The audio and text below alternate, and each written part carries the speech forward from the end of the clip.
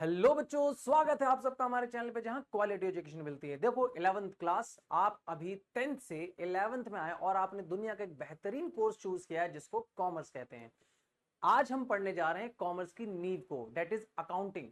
Accounting क्या है, accounting किसने बनाई, अकाउंटिंग क्यों आई, अकाउंटिंग के रोल क्या है, अकाउंटिंग काम क्या करता है, कौन कौन सी कंट्री अकाउंटिंग को फॉलो करती है, वैसे पूरी दुनिया अकाउंटिंग को फॉलो करती है। आज आप अकाउंटिंग का बेसिक समझेंगे, बेसिक कंसेप्ट समझेंगे, उसके रोल को समझेंगे और आप ये भी समझेंगे कि आखिर अकाउंटिंग की जरूरत क्यों पड़ी, अकाउंटिंग किसने डेवलप करी, पहले कौन सी अकाउंटिंग फॉलो होती थी। ये सारी बातें आज हम इस चैनल में करने जाएंगे। आपको शुरू से लेके जीरो से लेके हीरो तक की बात करेंगे। आपको ए से लेके जेड तक सारे कंसेप्ट बताएंगे। बस आपका ध्यान कंटिन्यू यहां पे होना चाहिए। ध्यान दीजिए क्या बात करते हैं। देखिए बच्चे, जिस वक्त यूरोप के अंदर बहुत ज्यादा मशीनों का आविष्कार हो गया था। पहले लोग अपने हाथों से ही सामान बनाते थे। जितनी भी चीजें, कपड़ा, मशीन, कपड़ा या फिर कोई दूसरा ऐसा आइटम, खाने पीने की चीजें या कोई भी चीज, सब हाथों से बनती थी। लेकिन जब बाद में मशीन का डेवलपमेंट हुआ, मशीन बनने लगी, तो चीजें जहां एक दिन में 10 आइटम बनते थे, अब वहां एक दिन में 1000 आइटम बनने लगे। तो हुआ क्या बच्चे, 18 सेंचुरी के अंदर 18 सेंचुरी के अंदर बच्चे 18 सेंचुरी के अंदर यूरोप में मशीन का आविष्कार हो गया बच्चे। अब जब मशीन का आविष्कार हो गया तो चीजें बहुत जल्दी जल्दी चीजें प्रोड्यूस होने लगी। पहले दिन भर में 10 चीजें बिकती थी, अब 100 चीजें, 1000 चीजें बिकने लगी। तो जब 1000 चीजें बिकने लगी तो कुछ नगद बिकती थी, कुछ उधार बिकती थी। तो अगर नगद बिक जाए तो कोई दिक्कत नहीं, लेकिन उधार बिक जाए तो उसका रिकॉर्ड मेंटेन करना होगा, कौन ले गया, कितने का ले गया, कब देगा पैसा, कहीं पैसा लेके भाग तो नहीं जाएगा। इन सब की रिकॉर्डिंग की दिक्कत होनी शुरू हो गई। तब हुआ क्या कि इटली के अंदर, यूरोप का ये कंट्री है इटली, इटली के अंदर एक बंदा था जिसका नाम था लुकास पिकालियो। ये नाम याद रखना बच्चे, लुकास पिकालियो। आपको स्कूल में नाम बिल्कुल नहीं बताएंगे, अगर बता भी दिया तो आपको याद नहीं रहेगा। ठीक है, नाम याद रखना बच्चे। जितनी ज्यादा शार्प नॉलेज लेके आप आओगे उतनी ज्यादा आपकी चर्चा होगी क्लास में। ध्यान दीजिए, नाम क्या था उसका, लुकास पिकालियो। इस व्यक्ति ने हमें डबल एंट्री अकाउंटिंग सिस्टम को दिया। पहले हम सिंगल एंट्री सिस्टम फॉलो करते थे। सिंगल एंट्री के हिसाब से एग्जांपल समझिए, जैसे मान लीजिए कोई एक सब्जी वाला है, वो दिन भर में 2000 रुपए की सब्जी खरीद के लाता है और दिन भर में उसको बेचकर टोटल 2500 रुपए निकाल लाता है। तो टोटल उसने दिन भर में 500 रुपए कमाए, यही उसका प्रॉफिट है। यही सिंगल एंट्री सिस्टम समझ लीजिए। कि आपको अगर यह पता करना पड़े कि साल भर में हमने कितना मुनाफा कमाया, आपको यह पता करना पड़े कि साल भर में हमने रिक्शे भाड़े का कितना किराया दिया, तो आप बिल्कुल नहीं पता कर पाएंगे इस अकाउंटिंग सिस्टम से, जो पहले जमाने में हुआ करता था। लुकास पिकालो ने इस जरूरत को समझी और हमें एक अकाउंटिंग का फॉर्मेट दिया जिसको हम डबल एंट्री सिस्टम कहते हैं। आपके पास 11th में जिस भी ऑथर की किताब होगी बेटे, चाहे वो टीएस ग्रेवाल होगी, पूनम गांधी हो, कोई सी भी किताब होगी, उसके ऊपर एक वर्ड जरूर मेंशन होगा, that is double entry system. आज हम उसी को समझने जा रहे हैं बच्चे, क्या है डबल एंट्री सिस्टम। देखिए बच्चे, लुकास पिकालो ने कहा कि आप एक सिंपली आप एक पेज के दो टुकड़े करें, एक पेज के दो टुकड़े करें। एक साइड को बोल दो डेबिटो, दूसरे साइड को बोल दो क्रेडिटो। अब आपके दिमाग में आएगा, सर हमारे स्कूल में तो डेबिट और क्रेडिट बोला, आप तो डेबिटो और क्रेडिटो बोल रहे हैं। बेटा देखो, जब लुकास पिकालो ने जब ये लैंग्वेज दी थी, जब हमें ये नाम दिया था, तब उसने डेबिटो और क्रेडिटो ही बताया था, बिकॉज वो इटली का रहने वाला था और इटली में रोमन लैंग्वेज बोली जाती है। और रोमन लैंग्वेज में क्या होता है, हर चीज के आगे ओ शब्द लगा दिया जाता है। जैसे अगर किसी का नाम प्रकाश है तो उसका नाम हो जाएगा प्रकाशो, किसी का नाम अगर सुनील है तो उसका नाम हो जाएगा सुनीलो। यानी वहां पे प्रथा है कि हर चीज के आगे ओ शब्द लगाया जाता है। तो उसने जो नाम दिया वो दिया डेबिटो और क्रेडिटो। ये है क्या, एक पेज में एक पेज में उसके हिस्से कर दे, दो हिस्से कर देना, एक साइड का नाम देना ताकि उसकी पहचान हो सके, और कोई दूसरी खास बात नहीं थी। डेबिटो को मॉडर्न जनरेशन ने नाम दिया डेबिट और क्रेडिटो को नाम दिया क्रेडिट। अब जो आजकल हम इस्तेमाल करते हैं, डेबिट को हम डी आर से इस्तेमाल करते हैं और क्रेडिट को सी आर से। ये केवल दो साइड के नाम हैं। जैसे बताओ, अगर आपके टीचर ने कहा बेटा इसको डेबिट में लिखो या इसको क्रेडिट में लिखो, या फिर आपसे कहा जाए राइट साइड में लिखो, लेफ्ट साइड, तो कंफ्यूजन हो जाएगी, आपका राइट या मेरा राइट, है ना, इसलिए एक साइड के नाम स्पेसिफाइड कर दिए। अकाउंट के दो हिस्से, जो आपको अकाउंट करते समय लेफ्ट हैंड साइड पे जो होगा बेटा वो डेबिट होगा, और राइट हैंड साइड पे जो होगा वो आपका क्रेडिट होगा। आई होप इतनी बात समझ में आ रही होगी। तो लुकास पिकालो ने पूरी दुनिया को अकाउंटिंग का डबल एंट्री मेथड सिस्टम दिया, जिसको बाद में वर्ल्ड वाइड पूरी दुनिया ने एक्सेप्ट किया। और हर देश में अकाउंट को मेंटेन करने के लिए, अकाउंट के रूल रेगुलेशन को मेंटेन करने के लिए एक अथॉरिटी होती है बेटा। इंडिया में जो हमारी अथॉरिटी है उस अथॉरिटी का नाम है ICAI, that is institute of chartered accountant of India. ठीक है, जितने बच्चे भी कॉमर्स फील्ड में आते हैं उनका एक बार सपना तो होता है कि वो चार्टेड अकाउंटेंट जरूर करेंगे, है ना, सबका सपना होता है चार्टेड अकाउंटेंट बनना, क्योंकि चार्टेड अकाउंटेंट जो है बेटा कॉमर्स फील्ड का एक सुप्रीम कोर्स है।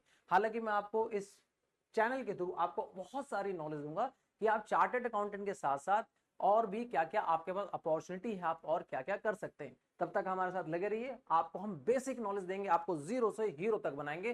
ध्यान दीजिए, और नॉलेज इज पावर, और नॉलेज बेटा, नॉलेज हमेशा आपको बेसिक कंसेप्ट से ही मिलेगी। ध्यान दीजिए, तो बात हम कर रहे थे लुकास पिकालियो की। लुकास पिकालियो ने हमें दो ऐसे कंसेप्ट दिए, इसी कंसेप्ट को हम अकाउंटिंग बॉडी के थ्रू काट, लुकास पिकालो ने हम अकाउंटिंग के मेथड दिए, जिसको आज हम डबल एंट्री अकाउंटिंग सिस्टम कहते हैं। और डबल एंट्री अकाउंटिंग सिस्टम बेटा इसी तरीके से फॉलो की जाती है, और हर देश में अपने पास एक अकाउंटिंग बॉडी होती है, सबकी अपनी अपनी एक डेफिनेशन होती है कि अकाउंटिंग क्या है। इस वीडियो में बच्चे हम अकाउंटिंग के बेसिक फंडामेंटल्स की थ्योरी करेंगे, क्योंकि एग्जाम में आपके बेटा 12 से 13 नंबर की थ्योरी आती है, तो आप स्टार्टिंग वाले थ्योरी कवर कर लीजिए ताकि आपके अकाउंटिंग का जो बेसिक कंसेप्ट है वो आप आराम से समझ सके।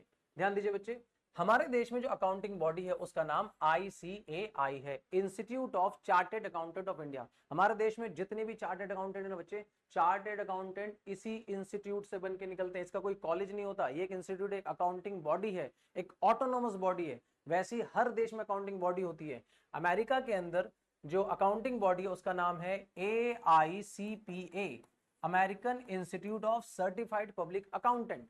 ठीक है, वहां पे जो चार्टर्ड अकाउंटेंट होते हैं उसको हम CPA कहते हैं। इस इंस्टीट्यूट से जो कोर्स करते हैं, इस इंस्टीट्यूट से, उनका नाम CPA कहलाता है बच्चे, सर्टिफाइड पब्लिक अकाउंटेंट। और यहां से जो कोर्स करते हैं उनका नाम यहाँ पे चार्टर्ड अकाउंटेंट कहलाता है बेटा, वो CA कहलाते हैं। आई होप ये बात समझ में आ रही होगी। हर कंट्री में अपने एक अकाउंटिंग बॉडी होती है। मैंने इंडिया और अमेरिका का एग्जांपल दिया, ऐसे हर कंट्री में होगा। पाकिस्तान में होगा पाकिस्तान में होगा institute of Chartered Accountant of Pakistan, है ना बच्चे। ऐसे हर कंट्री में कोई ना कोई अकाउंटिंग बॉडी होगी। वैसे पाकिस्तान में क्या है मुझे पर्सनली नहीं पता, लेकिन मैंने जैसे एक एग्जांपल के तौर पे आपको कह दिया। ठीक है बच्चे, तो आज हम इसकी थ्योरी करेंगे। थ्योरी देखिए क्या कहता है। सबसे पहला पॉइंट आता है meaning and definition of accounting. आखिर अकाउंटिंग है क्या, अकाउंटिंग काम क्या करता है, अकाउंटिंग के रोल क्या है, अकाउंटिंग के इंपॉर्टेंस क्या है, उन्हीं सारी चीजों को हम देखें। ध्यान दीजिए बच्चे, डेफिनेशन क्या कहती है। डेफिनेशन कहती है कि accounting is an art of recording. भाई किस चीज को रिकॉर्ड करना। देखिए, जब आप कोई बिजनेसमैन जब कभी कोई बिजनेस करता है तो उसके दिन भर में हजारों ट्रांजेक्शन हो जाते हैं।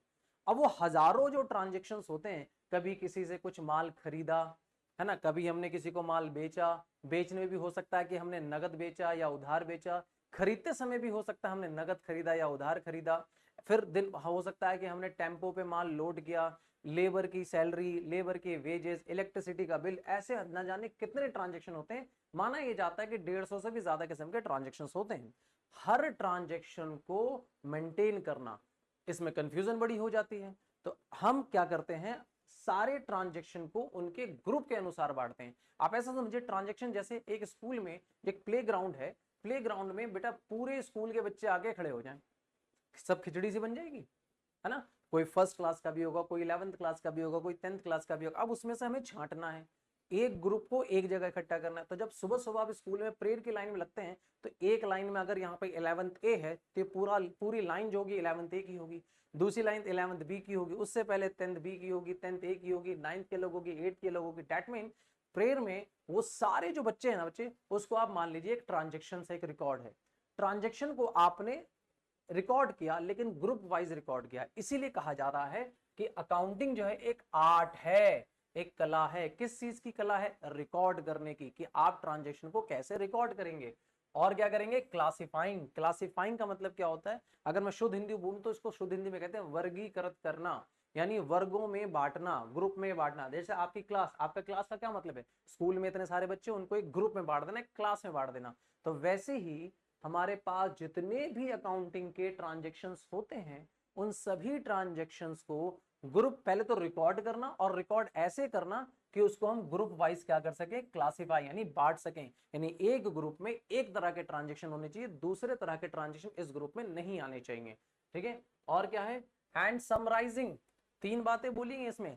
अकाउंटिंग एक आर्ट है, किस चीज का, रिकॉर्डिंग का। पहले तो आपको रिकॉर्ड करना आना चाहिए कि रिकॉर्ड करते कैसे हैं, और रिकॉर्ड भी इस तरीके से करना है कि वो क्या हो जाए, क्लासिफाई भी हो जाए, ग्रुप में बढ़ भी जाए, और साथ ही साथ जो ग्रुप में बढ़ जाए तो एक ग्रुप की चीजें एक जगह समराइज हो जाए बच्चा।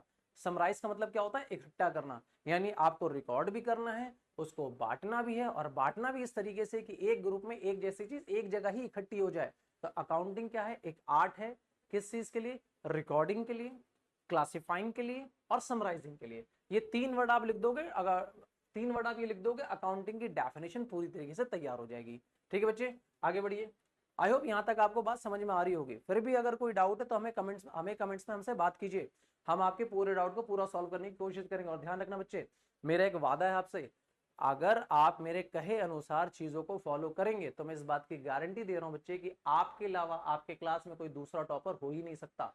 ठीक है बच्चे, अब वो अलग बात है कि आपके क्लास में अगर दोनों तीनों बच्चे या पांचों बच्चे या 10 बच्चे सब मुझसे ही अगर पढ़ रहे होंगे तो सब मार्क्स में झगड़ा हो जाएगा कि सर आपने तो हमें कहा था टॉपर। कहने का मतलब है कि आपके मार्क्स बहुत अच्छे आएंगे, ठीक है, जैसे टॉपर्स के आते हैं। ध्यान दीजिए, आगे क्या कहता है, accounting is an art of recording, classifying and summarising. यहां तो हो गया था, इन अ सिग्निफिकेंट मैनर। अब सिग्निफिकेंट मैनर क्या होता है बच्चे, एक प्रिस्क्राइब तरीका जो हमें हमारे देश की अथॉरिटी, यानी हमारे देश में जो अथॉरिटी फॉलो हो रही है accounting, that is ICAI, Institute of Chartered Accountant of India, जो हमें जिस तरीके से अकाउंट को मेंटेन करने के कहता है, उस तरीके से एक सिग्निफिकेंट मैनर के तरीके। ऐसे नहीं कि हमारी मर्जी हुई, कहीं पे भी हमने डेबिट में एंट्री डाल दी, कहीं पे भी हमने क्रेडिट में एंट्री डाल दी, कहीं भी हमें 2000 लिखना तो उसकी जगह 200 लिख दिया, ऐसा नहीं। एक सिग्निफिकेंट मैनर से, एक लेजर में, स्पेसिफाइड लेजर में, स्पेसिफाइड बुक में, जो हमें हमारा लॉ कहता है जिस अनुसार करना है, significant manner and in term of money. बहुत इंपॉर्टेंट चीज है बेटा, इन टर्म ऑफ मनी।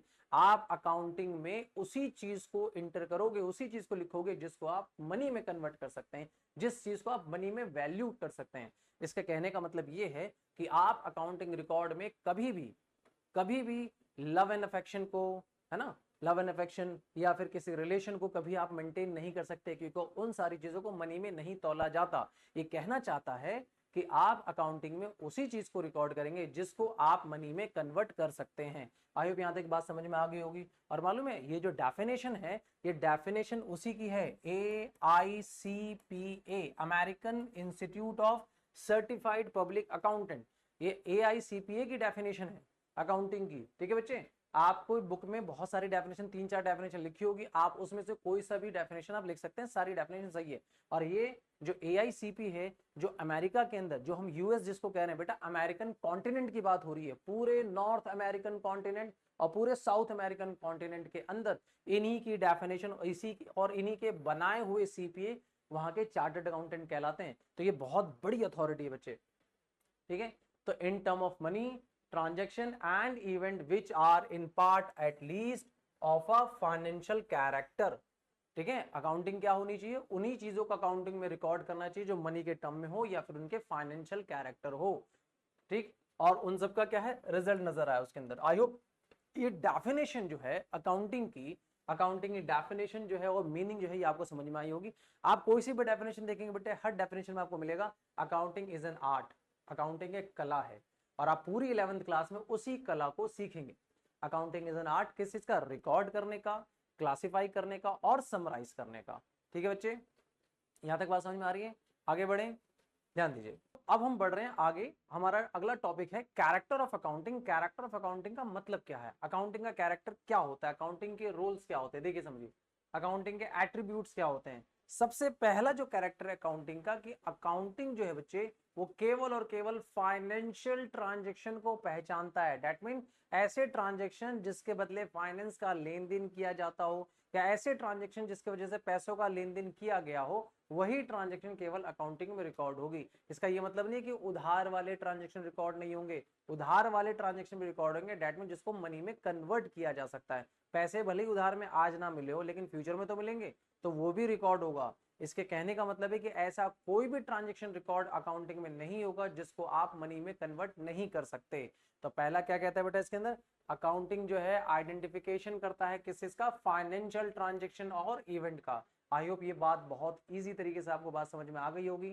ठीक है, अगला कैरेक्टर क्या है, अकाउंटिंग का जो अगला कैरेक्टर है वो मेजरिंग द आइडेंटिफाइड ट्रांजेक्शंस। क्या मतलब है, जो अकाउंटिंग है उस ट्रांजेक्शन को मेजर कर लेता है। ये बात तो क्लियर है कि अकाउंटिंग जो है फाइनेंस ट्रांजेक्शन को रिकॉर्ड करता है, लेकिन फाइनेंस में कितना, जैसे हमने कोई सामान खरीदा और वो सामान 500 की हो सकती है चीजें, वो सामान 5000 की चीजें हो सकती हैं, तो कितने रुपए की होगी इस बात को भी अकाउंटिंग आइडेंटिफाई कर लेता है, मेजर कर लेता है।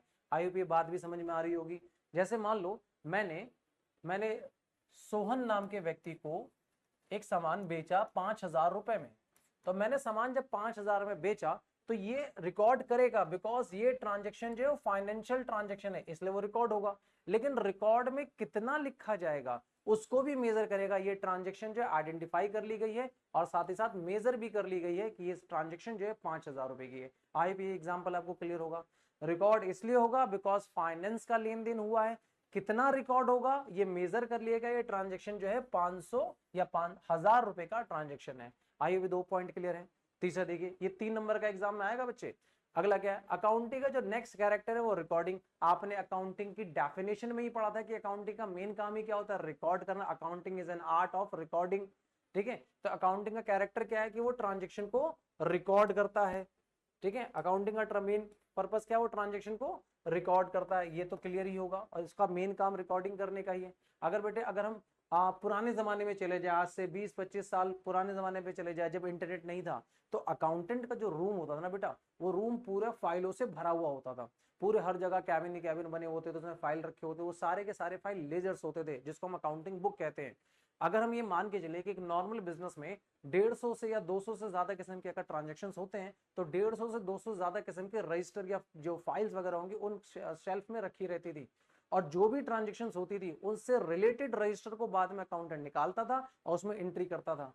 जैसे अगर किसी को सैलरी दी है तो सैलरी का रजिस्टर अलग निकालता था, सैलरी के रजिस्टर में एंट्री करता था। अगर किसी को कमीशन दिया है तो कमीशन का रजिस्टर निकालता था, कमीशन के रजिस्टर में एंट्री करता था। अगर किसी को वेजेस दिया है, इलेक्ट्रिसिटी बिल दिया है, हर एक ट्रांजेक्शन का सेपरेट लेजर या सेपरेट रजिस्टर वो उसके अंदर मेंटेन करता था। ठीक है, लेकिन अब जब इंटरनेट का जमाना है, लेजर्स ऑटोमेटिक बने हुए थे, बहुत तरह के सॉफ्टवेयर होते हैं, उसमें केवल एक जनरल एंट्री पास करनी होती है, उससे अफेक्टेड जो उससे रिलेटेड जो लेजर होते हैं उसमें बाय डिफॉल्ट ट्रांजेक्शन हो जाती है। ये सारी चीजें आप सीखेंगे।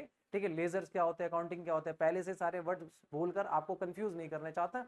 ठीक है, ध्यान दीजिए। इसमें अकाउंटिंग का मेन दूसरा कैरेक्टर, तीसरा कैरेक्टर क्या है, अकाउंटिंग क्या है, रिकॉर्डिंग के काम आता है। नेक्स्ट है क्लासिफिकेशन। अकाउंटिंग का नेक्स्ट काम क्या है, क्लासिफिकेशन। क्लासिफिकेशन का मतलब आपको अभी बताया था, बांटना। अकाउंटिंग रिकॉर्ड तो करता ही करता है, साथ ही साथ ट्रांजेक्शन के नेचर के हिसाब से, कितने नेचर, अभी नेचर की बात भी करेंगे। एक अकाउंटिंग के मेथड बहुत पुराने मेथड से चलते हैं जिसको हम ट्रेडिशनल अप्रोच कहते हैं। फिर अकाउंटिंग का एक दूसरा मेथड होता है मॉडर्न अप्रोच। ट्रेडिशनल अप्रोच को हम गोल्डन रूल भी कहते हैं। वो सारी चीजें हम पढ़ेंगे। तो कई मेथड से हम अकाउंटिंग को रिकॉर्ड करते हैं और कई मेथड से ग्रुप में बांटा जाता है। पुराने जमाने के हिसाब से बात करेंगे तो उसमें 3 ग्रुप में बांटा जाता था सभी ट्रांजेक्शन को। मॉडर्न अप्रोच में अगर बात करेंगे तो पूरे सभी ट्रांजेक्शन को 5 ग्रुप में बांटा जाता है। तो जो ग्रुप में बांट रहे हैं बेटा, हम क्लासिफाई ही कर रहे हैं उस चीज को कि ट्रांजेक्शन ग्रुप के हिसाब से बांट देना, रिकॉर्ड भी करना, साथ ही साथ ग्रुप वाइज उसको बांट देना, ये भी अकाउंटिंग के कैरेक्टर है। उसके बाद क्या करना, समराइज करना। बेटा ये जो 3 वर्ड है ना, ये 3 आप इसको तो बेटा एक साथ कंटिन्यूस हर जगह लिखोगे कि अकाउंटिंग का मेन क्या है। ये डेफिनेशन में भी आया था, accounting is an art of recording, classifying and summarising. मतलब पहले उसको रिकॉर्ड करना, फिर क्लासिफाई मतलब ग्रुप के हिसाब से बांट देना, उसके बाद एक जैसे ग्रुप को एक जगह इकट्ठा कर देना। ये तीनों वर्ड आपके डेफिनेशन में आए थे। ठीक है, ये तीनों वर्ड आपके डेफिनेशन में आए थे, accounting is an art of recording, classifying, summarising. वही 3 वर्ड आपके यहाँ पे कैरेक्टर बन जाते हैं। ठीक है, 3 नंबर लाना बहुत ईजी बेटा, अगर आपको डेफिनेशन ढंग से पढ़ लिया आपने तो। ये सारी चीजें क्लियर है। अब उसके बाद जब आप सारी चीज रिकॉर्ड कर लेंगे, समराइज कर लेंगे, क्लासिफाई कर लेंगे, उसके बाद आप क्या करेंगे, एनालाइज एंड इंटरप्रिटेशन। अब एनालाइज क्या होता है, इंटरप्रिटेशन क्या होता है, जब कोई आंकड़े या कोई अकाउंटिंग रिकॉर्ड आपके सामने होंगे तो आपको उससे कुछ बात समझ में आएगी कि हमारे बिजनेस में प्रॉफिट चल रहा है या लॉस चल रहा है, या फिर न्यूट्रल चल रहा है, नो प्रॉफिट नो लॉस चल रहा है, या सेल्स कम हुई है या चोरी ज्यादा हुई है। ठीक है, बहुत सारी अकाउंटिंग फ्यूचर में आप ऐसे बनाओगे जिससे आप चोरी पकड़ भी सकते हो। 12th में आके एक स्टेटमेंट आप बनाओगे जिसको कहते हैं कैश फ्लो स्टेटमेंट, जिससे आपको ये पता चल जाएगा कि बिजनेस में कहीं कैश की चोरी तो नहीं हुई है। तो बहुत सारे ट्रांजेक्शन ऐसे होते हैं, बहुत सारे अकाउंट ऐसे होते हैं जो आपको फ्यूचर में हेल्प करेंगे। तो आप क्या करेंगे, जब अकाउंटिंग आपके पास सारे रिकॉर्ड आपके सामने रखे जाएंगे, जब आप उसको रिकॉर्ड कर लोगे, क्लासीफाई और समराइज कर लोगे, तब आप क्या करोगे, उसको एनालाइज करोगे। और एनालाइज करने के बाद अपनी तरफ से कुछ इंटरप्रिटेट करोगे, आप एक अनुमान लगाओगे, आप उसको जज करोगे कि भाई इसके अंदर ये चल रहा है। ठीक है, तो अकाउंटिंग के कैरेक्टर क्या है कि अकाउंटिंग आपको एनालाइज करने का और अपनी तरफ से एक जज करने का, अपने विचार रखने का मौका भी देता है, जिसके इंफॉर्मेशन से, जिसके रिकॉर्ड से आपको ये सारी चीजें क्लियर होती हैं। फिर उसके बाद अकाउंटिंग का सबसे लास्ट और इंपॉर्टेंट पॉइंट जो है वो है कम्युनिकेशन। अकाउंटिंग जो है वो आपको कम्युनिकेशन भी करके देता है, मतलब बातचीत करके देता है। कैसे, अभी अकाउंट कैसे बात करेगा, तो बेटा आप ऐसे समझिए, अकाउंटिंग के जो रिकॉर्ड्स मेंटेन होते हैं वो एक्चुअली एक बिजनेसमैन की उसकी फाइनेंशियल पोजीशन को दर्शाता है।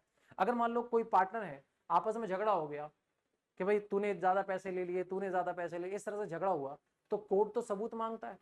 तो कोर्ट में सबूत के तौर पे ये बुक्स ऑफ अकाउंट जाएंगे, जो बुक्स ऑफ अकाउंट हमारे जज साहब को कम्युनिकेट करेगा, वो बताएगा कि जज साहब ये वाला पार्टनर झूठ बोल रहा है या ये वाला पार्टनर झूठ बोल रहा है। तो जो बुक्स ऑफ अकाउंट है वो कोर्ट में एज अ एविडेंस के तौर पर भी इस्तेमाल हो सकता है, और वो जज साहब से कम्युनिकेट कर रहा है। ठीक है, आपने देखा होगा आज के टाइम पर जब कोई कंपनी प्रॉफिट कमाती है तो अपने प्रॉफिट का ब्यूरो अखबारों में प्रिंट कराती है, बिकॉज शेयर मार्केट में शेयर होल्डर को इन्फॉर्म करना होता है कि, या गवर्नमेंट को भी दिखाना होता है, गवर्नमेंट को टैक्स भी चाहिए होता है।